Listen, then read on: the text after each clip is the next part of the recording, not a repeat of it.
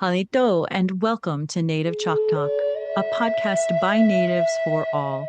Here we're keeping our Native ancestors' stories and history alive, while also sharing with you our Native culture, traditions, and more.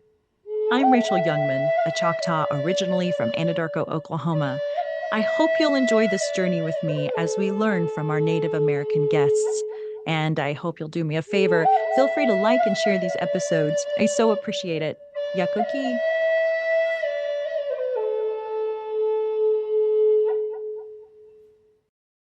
Running isn't more important than their faith, their family, and our life. I believe that my sole mission in life, no matter what I'm doing, I should be an ambassador for Christ. He knew that when I turned 40 years old, I was going to start running and using this as a ministry. I've seen it through the people that he's brought into my life as a husband, as a father, as a runner. I've just seen it each day, how he's going to use this for his glory. See and share our stories at togetherwe'remore.com. You're listening to part 3 of this series. So, all right, one more question on our lightning round here. If someone wants to start a Native-owned business, what legal protections or benefits should they know about? So, if you're wanting to start a native-owned business, without more details specifically, no, it'd be hard to kind of outline the legal protections, but benefits. Reach out to the tribe that you're a member of or in the area that you are, because a lot of them they do have preferred vendor programs or different ways that they can get your business. Choutapreneur. There's so many different programs that can help you get a business plan, figure out what you need, and to put you on the steps to achieve your dream, and then also to give you an opportunity to get bidded on and to be able to put your bid in on different jobs and things like that. So there's benefits within your tribe. See what programs are out there, start there and utilize your resources. And then once you kind of develop your goal and where you're going, then maybe we can talk additional legal protections and legal avenues of what would be best to serve that interest. Well, I have to ask you about something that's been a game changer for Indian country, McGirt versus Oklahoma. Again, we've been talking about McGirt, and for those who do not know much about it, let's talk about it. So, could you walk us through how we got here, what that ruling is, the story behind it, why that ruling matters so much, and what's happening right now as it continues to play out?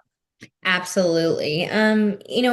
Previously I've mentioned this pendulum of going back and forth during the eras of federal Indian law and policy, and that's paramount here because we've seen these errors of assimilation, we've seen removal, we've seen self-determination, and they range, and sometimes they're going on in the same years. It's very complex, and so throughout the years, we have developed criminal jurisdiction. What McGirt came out and said about criminal jurisdiction has not changed. That's been happening. That is the law Supreme Court has set.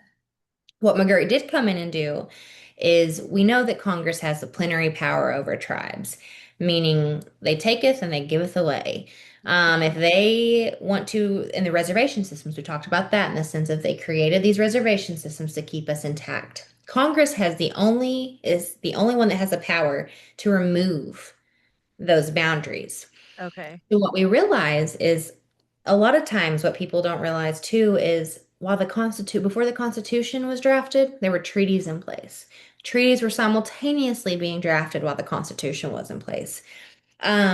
Congress were making laws and stuff in the statehood was developing in the midst of all of this kind of figuring out reservation system. And so Oklahoma has essentially been doing it wrong since statehood, since of Congress never disestablished those boundaries. And so a lot of times Creek started first with McGirt, but with the 5 tribes, a lot of these treaties look the same.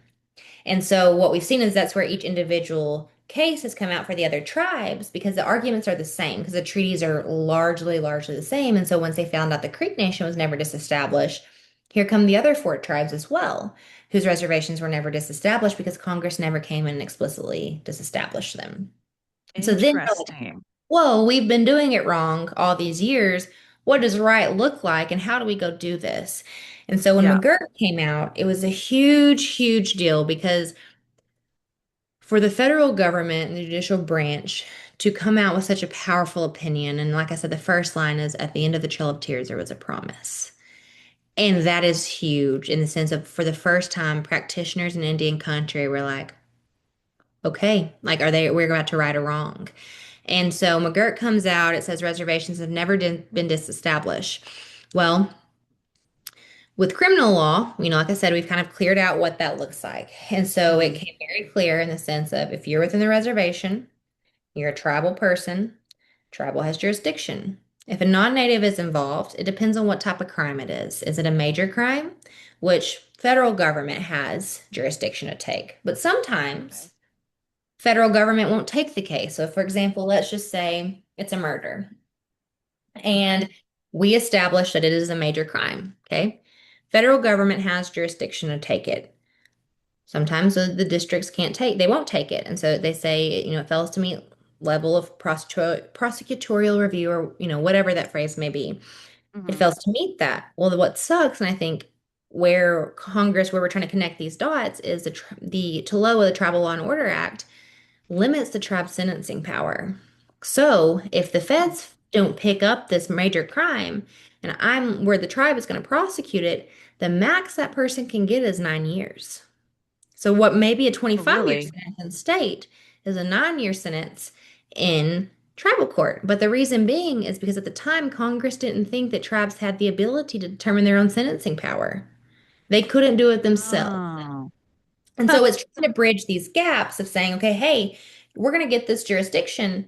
You're going to have to increase some other things here too to make it flow the way that it needs Right. to. Um, Criminal was very clear until Castro-Huerta came out. Okay. Castro-Huerta was a case just 2 years later that comes down and says, hey, state has concurrent jurisdiction on some of these things. That's not that's not ever been the law. It's been very clear who has Right. concurrent jurisdiction and who hasn't. And when the state has it, state would have it if it's on non-tribal land and it's non-native, that's state jurisdiction all day long. But What? it's just Castro-Huerta was very confusing. And so then it left practitioners and people in, the police officers, I mean, the whole law enforcement system and down to attorneys, judges, everyone. What does that look like? And so that's just to goes to show how much the law changes with who's in power and who's the decision making is. And so with civil, criminal law has been very laid out for us. Civil law is it's where I'm passionate about. I'm no criminal law expert. I can very talk on the Hmm. surface of it for you. I can't get as Yeah. granular as I could in civil.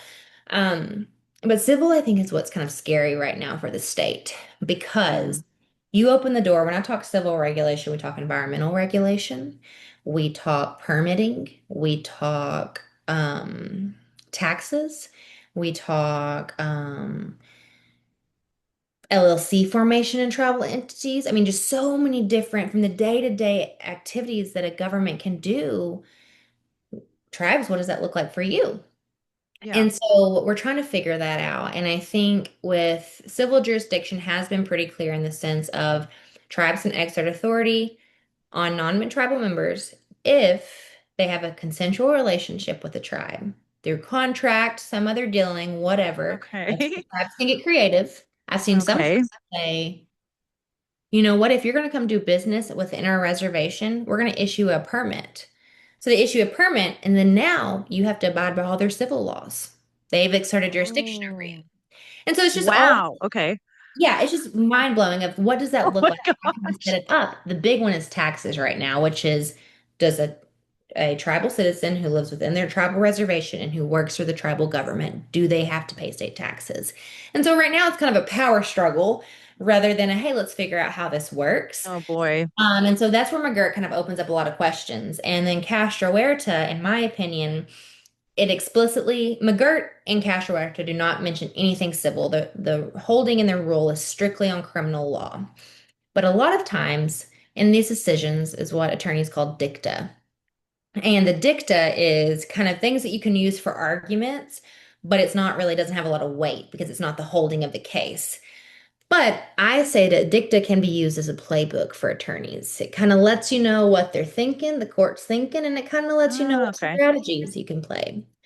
Well, the Supreme Court, when they put out Castro-Huerta, laid out very clear how they felt about civil jurisdiction and laid out very clear that with how they would handle, in my opinion, how they would handle it should a case come up on civil jurisdiction.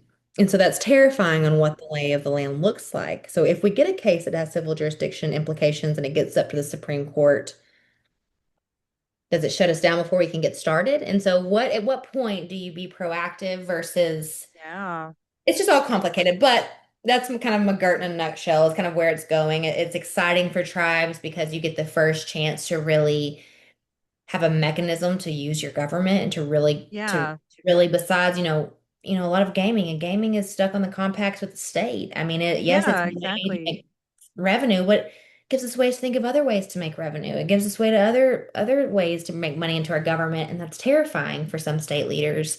Um, I mean, so and with that, we are providing jobs. We're helping people that would not otherwise be helped. Or you would think that this is a win-win for the people of Oklahoma, both tribal and but non-tribal, because, but yeah, you take the tribes out of Oklahoma and it would go into an economic downfall.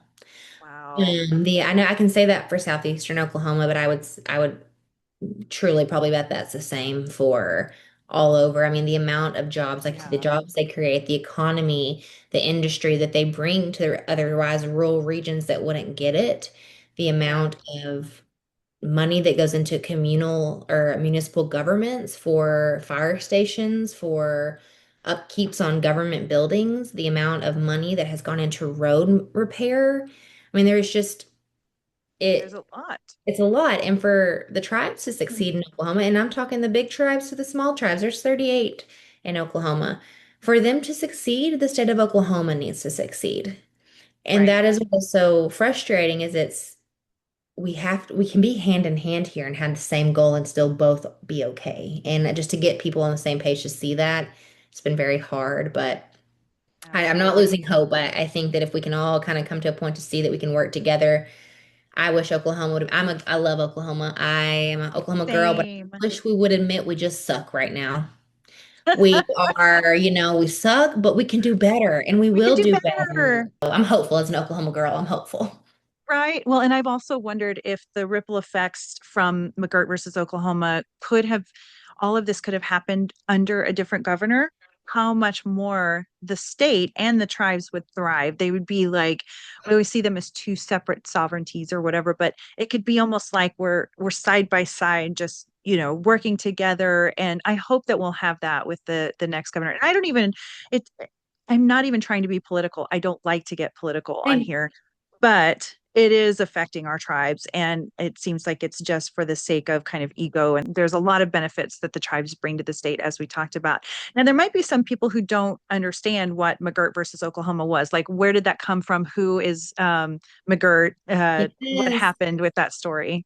So and it's been a long time, so I'm not as brushed up on the details, but yeah, so he was an individual that committed a crime and he just kind of used his case to assert sovereignty. And what turned out to be just a criminal case turned out to be a huge landmark case for tribes because it brought in I mean, these arguments weren't, McGirt wasn't the first time that this argument was made. People Yeah. have defense attorneys all alike have been making, nope, this crime has happened. The same arguments that McGirt made, attorneys have been making that in state courts for years. It just so happened that someone listened at this point because it went to the Supreme Court. Yes. Yes. Wow. And then the Supreme Court just upheld what was already there. It's like it's Yes. already a law. Already It just there. hasn't Nothing has changed. been Yeah. upheld.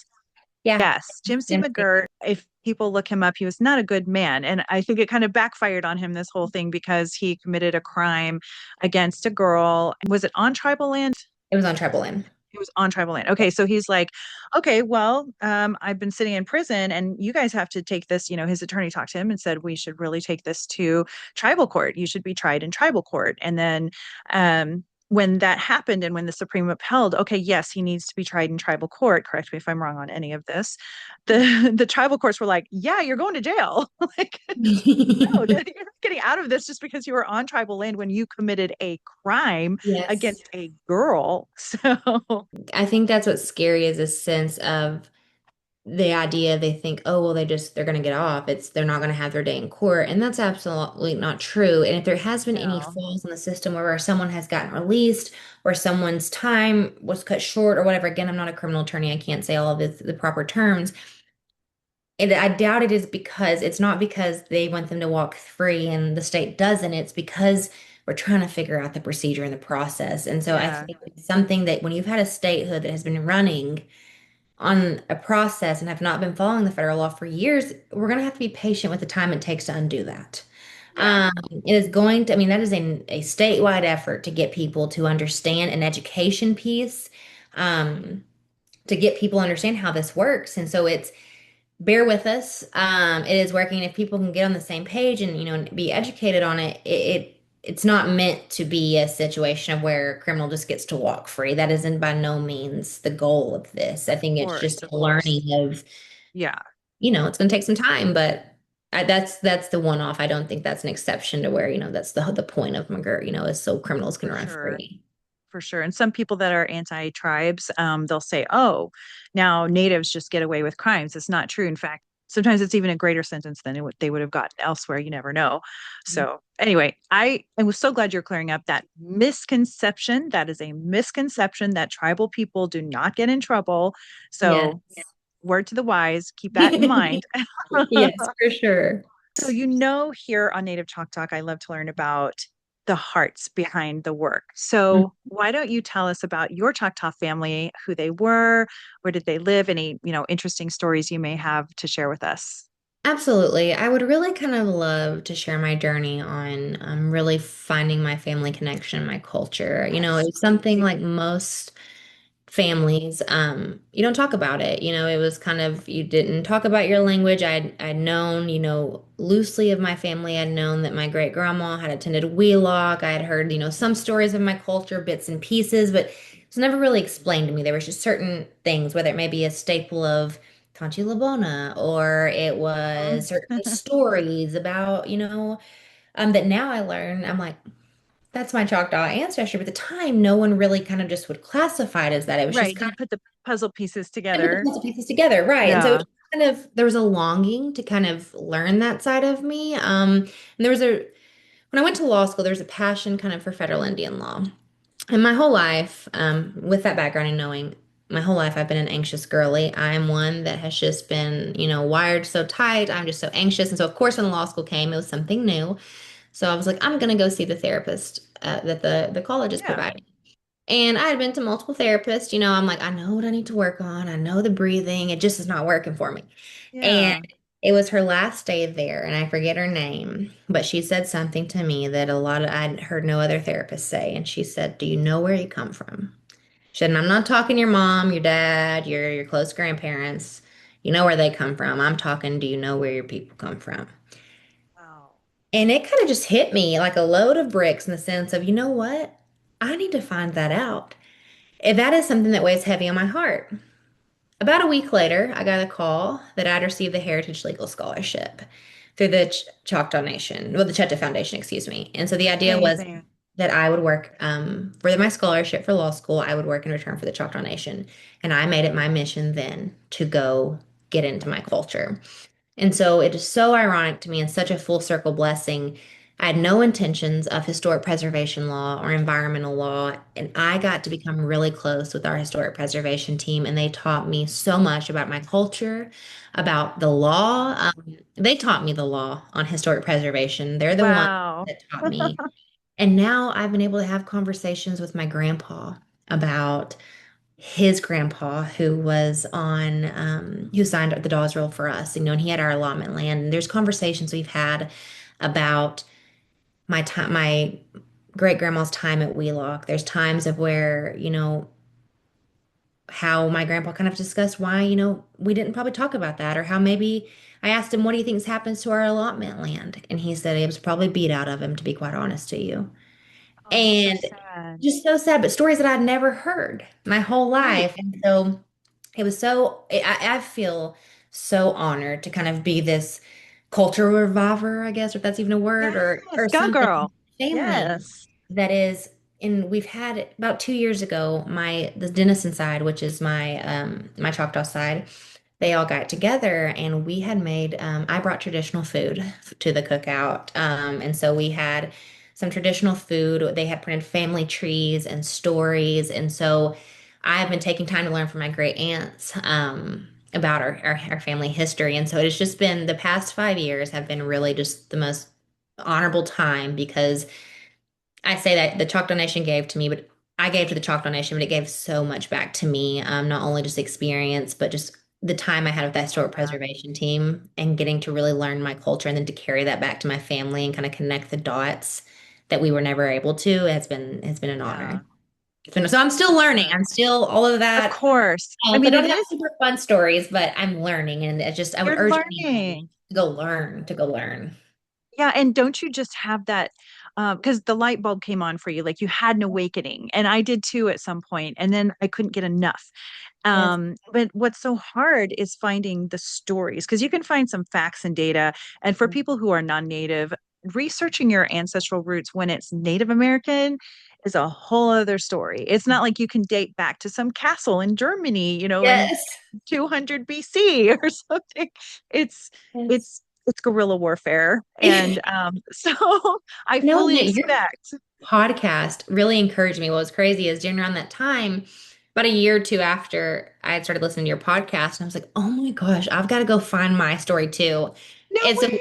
yes. And so one night you were going through all of it. And so that's when it was around the time I went to the family reunion. So I'm like asking questions, I'm like, I've got this tree over here. I'm like, I really want to analyze and kind of go Yeah. to people. So your podcast is doing the work. It is encouraging people to get out there and go find their family tree and their history. So kudos to you. That's so good. That's so good. And so I expect you to come back when you know more and can share more about those stories. Yes, And even I facts love and data it. is fine. I'll take whatever. Okay, yes, it's always love history. I am a That's type great. of person. I write journals and I write my Oh, journals, my good. do list, but I'm like, and I know this might sound so arrogant and I don't mean it No. to, but I wish that my grandparents, I wish I had their journals, their notes, anything. I would spend Mhm. hours going through trying to get in their head. And like, I call myself Yes. my family gives me all of the heirlooms, and I'm like, please, someone, if you want it, please take it, but I'm just going to keep it safe so we don't lose Right. it. And so I'm like, for the next generation, I'm like, if you have any desire, if I don't, you don't have to read my stuff, but in case you're like me and you want to just get into my brain, I just love leaving something for the next generation to peruse. It matters to me. I'm I wish I would have done it so for me. proud of you for doing that. Thank Yes, thank you. And I need to do the same. Like listeners, let's all do you. this. Let's Yes, it's put down your thoughts, things you did. I mean, something that's kind of similar to a diary is going onto newspapers.com and going, putting in the Denison name in, 1905 or something and see what you come up with. fun. And sometimes you'll see in the society columns or whatever, society columns in little bitty towns, where there's 500 people. It's like, um, you know, Mary Dennison has gone to Antlers to see one of her cousins for the weekend. And that's the closest I've ever been able to come to a diary of my ancestors. I know what you But mean, though. Those were such big, kind of like just little life things were put into newspapers back yeah, then. It right. was so cool. Yeah. I'm so glad they did that because it also made you realize their lives were so different than they didn't have TV in some of those cases or didn't watch it very much at least. And they were around each other more. They'd go to a park and hang out or they'd have Yes. picnics or whatever. And I just think that's amazing that you are writing in those journals. Please keep doing that. That is fantastic. And I know that your kids and grandkids someday will be happy that you did that. So, Either that or they'll think I'm crazy. Either way. right. Well, at least they'll Be know where happy their with either where one. their crazy came from. Oh, that's really good. Well, thank you for sharing that with us. And again, we'll be on standby when you find out more and want to share more. So, Absolutely. Well, it's been an honor to be here today, and Yakoki for having me. It's been awesome. absolutely. Oh, for sure. And before we sign off, do you have any words of wisdom for our listeners, maybe for the next generation of artists, makers of beautiful things, or even lawyers who want to protect what's ours?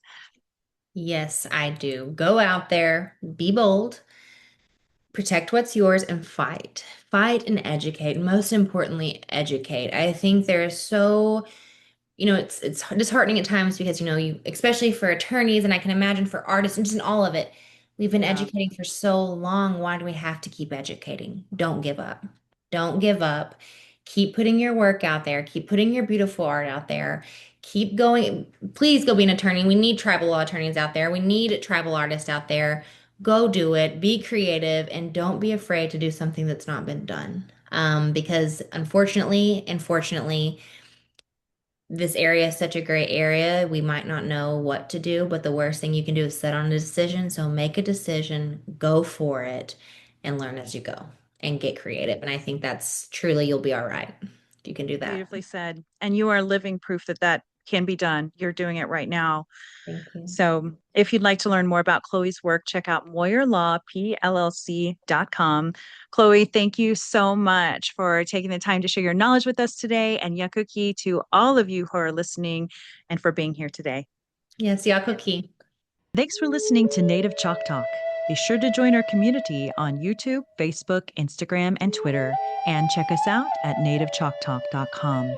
Stay tuned for the next episode. You're going to love it. Yakoki. Thank you, my friends.